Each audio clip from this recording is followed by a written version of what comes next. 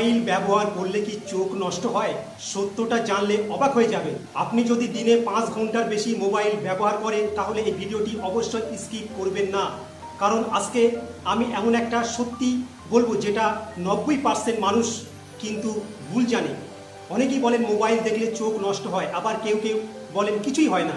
এখন জানি আসল সত্যটা কি। সত্যটা হলো মোবাইল দেখলে সরাসরি চোখ নষ্ট হয় না, কিন্তু 3টি ডেঞ্জারাস সমস্যা তৈরি হতে পারে। নাম্বার 1, ড্রাই আই, যেটাকে আমরা বলি চোখ শুকিয়ে যাওয়া।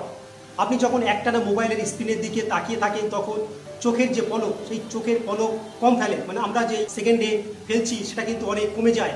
হয়তো দেখা গেল 3-4 সেকেন্ড পর একবার পলক ফেলছি, এর ফলে চোখ শুকিয়ে যায় এবং জ্বালা করে, যেটাকে বলি আমরা বার্নিং সেন্সেশন।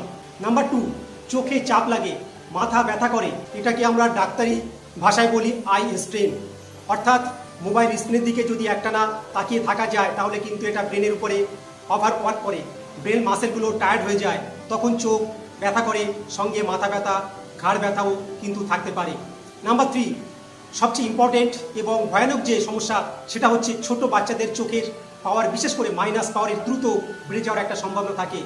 যত স্ক্রিন টাইম বেশি থাকবে তত মাইনাস পাওয়ার বা আমরা যেটা বলি মায়োপিয়ার সমস্যা বাড়তে থাকবে। আপনি যদি ফোনের স্ক্রিনে স্ক্রল করতে করতে ঝাপসা দেখেন, চোখে ঝাপসা দেখে, চোখ দিয়ে যদি জল পড়ে, তাহলে অলরেডি বুঝবেন যে চোখের ড্যামেজ কিন্তু স্টার্ট হয়ে গেছে। তাহলে এর সমাধান কি আছে?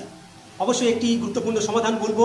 এই জিনিসটি করতে হবে, যেটা হচ্ছে 20-20-20 রুলস। আপনি যখন মোবাইল দেখতে থাকবেন তখন 20 মিনিট পর পর 20 সেকেন্ড ধরে 20 ফিট দূরত্বে তাকাবেন।